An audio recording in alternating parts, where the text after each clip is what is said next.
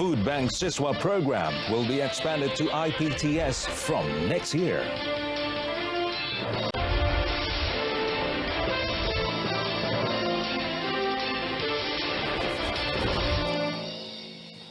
Hello and good afternoon and welcome to News on 2 with me, Muhammad Amin Carlos. Well, the Food Bank Siswa program will be expanded to include private institutions of higher learning or IPTS from next year as there is strong demand following its success in helping students from lower income or B40 households at almost 20 public universities. Domestic Trade and Consumer Affairs Minister Dato' Seri Saifuddin Nasution Ismail said the target was for it to be set up at 123 IPTS and also polytechnics and teacher training institutes nationwide. Kementerian Keuangan sudi untuk memperuntukkan 25 juta ringgit kepada program Food Bank. Sudah tentu program ini tak boleh kekal dengan penampilan sekarang. Kita perlu berikan beberapa nilai tambah dari segi pelaksanaan, dari segi pengurusan, dari segi meluaskan lagi sasaran penerima. Sebab itu, awal-awal lagi saya telah meletakkan sasaran 123 lagi terdiri dari Politeknik, IPTS dan juga IPG, Institut Pendidikan Guru. Dan itu harus berlaku bermula Januari tahun hadapan. He was met after launching the program at University Technology Mara UiTM Shah Alam.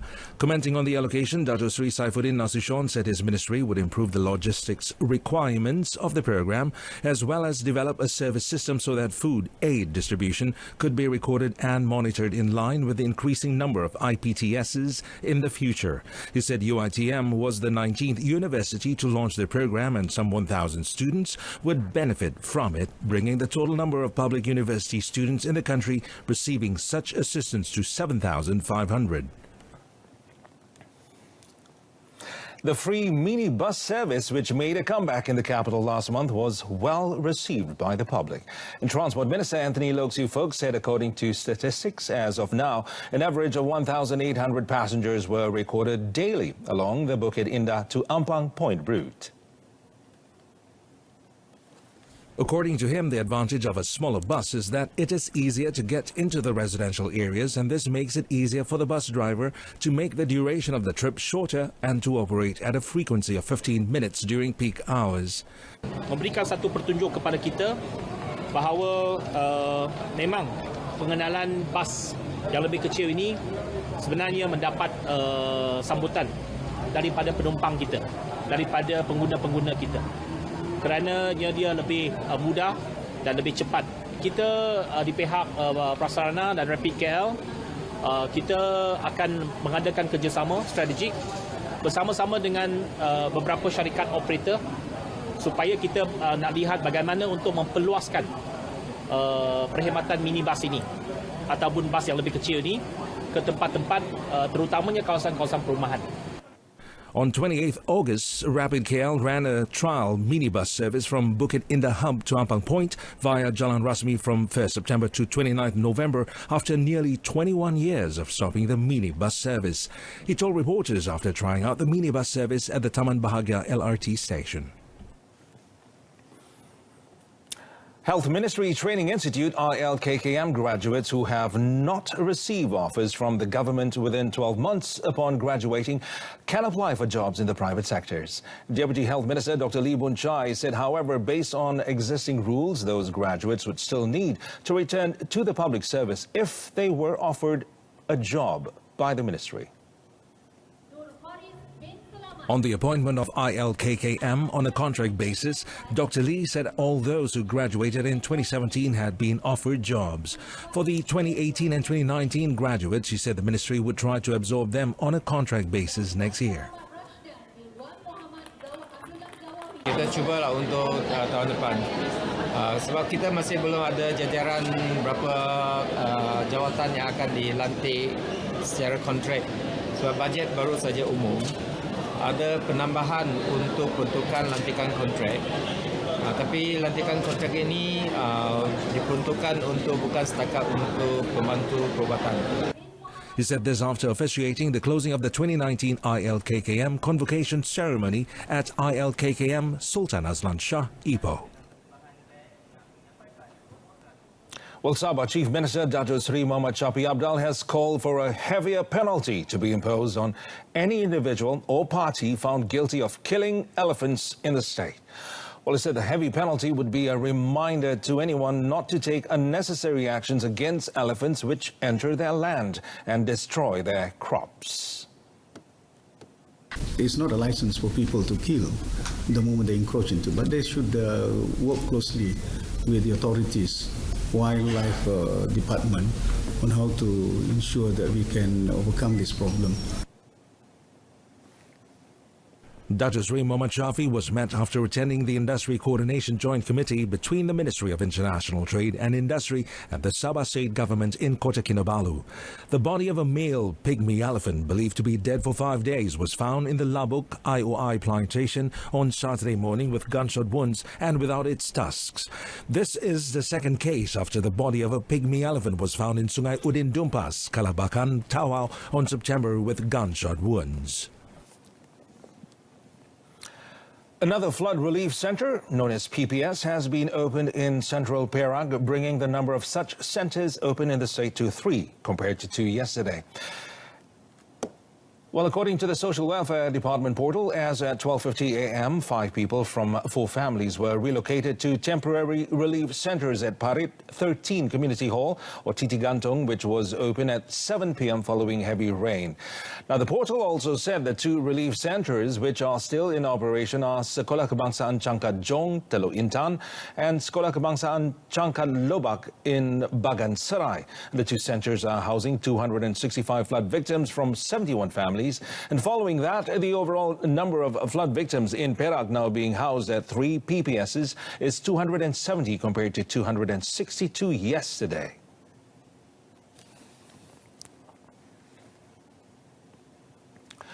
The 2019 Warriors Fund Campaign, or KTP, organized by the Malaysian Armed Forces Veteran Affairs Department, JHEV, has managed to raise 9.1 million ringgit in donations so far, exceeding its initial target of 6 million ringgit. Now, this is a way that shows how appreciative Malaysians were of servicemen who have sacrificed for the country. While Defence Minister Muhammad Sabu said the ministry's various campaign and promotion have received tremendous support, especially from the corporate sectors. It is noted that any companies which have contributed to the fund will be given tax deductions by the Inland Revenue Board under Section 44, subsection 6 of the Income Tax Act 1967. And this was also a key factor for many companies from the corporate sector to lend their support to KTP. Now, the KTP was established to pay tribute to the struggles and sacrifices of MAF veterans in defending the country. Its minister said this in a speech at the 2019 KTP charity dinner held in Kuala Lumpur last night. Now, the dinner was also attended by Prime Minister Tun Dr. Mahathir Mohamad and his wife Tun Dr. Siti Hasmah Muhammad Ali, who is also KTP patron. And during the event, Tun Dr. Siti Hasmah captivated more than 400 guests with her violin performance, playing 4 songs, namely Pahlawanku, Selendang Sutra, In Our Tears, and Coming Home, accompanied by the melodious voice of Dato Sri Siti Nurhaliza and the Royal Malaysian Air Force Band. Well, close to 70% of the national athletes who will fly out to the Philippines for the SEA Games next month have had their full medical examinations and vaccine shots. Now, National Sports Institute, or ISN Chief Executive Officer Ahmad Faizal Madramli, well, he said 20% more will have theirs within 2 weeks. Cuma kita ada 10% atlet dan pegawai yang pada masa ini berada di luar negara bertanding. Kita akan slot in masa mereka apabila sesuai lah. Yang pastinya sebelum SEA Games kita akan pastikan 100% atlet dan pegawai menerima vaksinasi MMR dan juga influenza. Ahmad Faizal, who is also Deputy Chef de Mission 1 or CDM1 for the Games, said national athletes who will fly directly to the Philippines from abroad have also been instructed to get their vaccine shots over where they are currently at before informing the ISN for record verification purposes. He was met after checking on the preparations of the national men's women's basketball squads at Wisma Maba in Kuala Lumpur. Meanwhile, Ahmad Faisal said the Malaysian Anti-Doping Agency, ADAMAS, has taken 200 samples from national athletes to ensure they are free from banned substance usage before competition begins. The 2019 SEA Games will be held from 30th November to 11th December, with 56 sporting events taking place in 3 cluster locations: Manila, Subic and Clark. Well, the government will focus on the gig economy sector as a new sustainable and inclusive economic growth source in drafting the 12th Malaysia Plan 2021-2025. And Prime Minister Tun Dr. Mahathir Mohamad said the government saw the gig economy as a catalyst for new economic growth and provided opportunities for the people to improve their income and living standards. Justru kerajaan telah mengambil beberapa inisiatif berikut dengan objektif untuk memanfaatkan gig ekonomi dan dalam masa yang sama kepentingan pengguna dan pekerja kekal terjamin. Antara inisiatif tersebut adalah 1. Penubuhan jawatan kuasa khas dianggotai oleh Kementerian Belia dan Sukan, Kementerian Sumber Manusia dan Kementerian Perdagangan Dalam Negeri dan hal ehwal pengguna. Jawatan kuasa ini akan merangka penyelesaian jangka panjang terhadap isu-isu berkaitan gig ekonomi di negara ini. Speaking at Dewan Rakyat, Tun Dr. Mahathir also informed that the Human Resources Ministry would conduct a detailed study in terms of the terms and conditions of employment in the gig economy industry in line with the changing economic conditions under the development of the Industrial Revolution 4.0.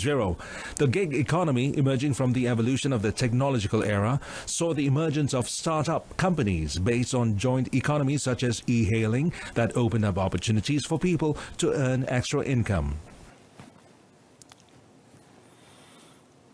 Malaysia will continue to have good diplomatic and trade relationships with China. And besides that, Prime Minister Tun Dr. Mahathir Mohamad said Malaysia is also generally supportive of the idea behind the Belt and Road Initiative, or BRI. However, he stressed that Malaysia will never allow it to be influenced with the Republic's ideology, but instead will be adapted to suit the Malaysian way. The Premier reiterated that Malaysia will maintain good relationship with China, especially in ways that can help accelerate economic growth. However, on BRI, he said Malaysia would still need to study the development strategy carefully. I believe that China will a great influence over the whole world in the future. But for the moment, it is not for us to promote Chinese ideas and Chinese ideologies, but to find out how we can benefit from that. Tun Dr. Mahathir said this during the question and answer session after delivering his keynote address at the ISIS Praxis Conference in Kuala Lumpur. He was commenting on the comic which was circulated to promote China's BRI titled Belt and Road Initiative for Win-Winism, which allegedly promotes Chinese ideologies and political propaganda. Well, meanwhile, the Institute of Strategic and International Studies Malaysia, ISIS, says Malaysia should strive to explore more new markets and investments. Its chairman and chief executive, Tan Sri Rastam Muhammad Isa, said the move was to reduce dependence on key markets and minimize the impact of global uncertainty on the country's economy. Well, he said the country should be prepared to face the uncertainties of external factors such as the trade war between America and China. In addition, Malaysia, along with ASEAN members and 6 other Free Trade Agreement or FTA partners, must also be committed to finalizing the Regional Comprehensive Economic Partnership or RCEP as a new economic bloc. Keras dengan negara-negara ASEAN lain untuk merealisasikan RCEP, iaitu Regional Comprehensive Economic Partnership yang sedang dirundingi antara negara ASEAN dengan 6 negara lain, dan juga kita harus berusaha untuk menentukan supaya sistem perdagangan bebas melalui WTO, itu World Trade Organization, itu dapat terus dilaksanakan, dan sudah tentu reformasi atau reform WTO itu penting bagi negara perdagangan seperti Malaysia.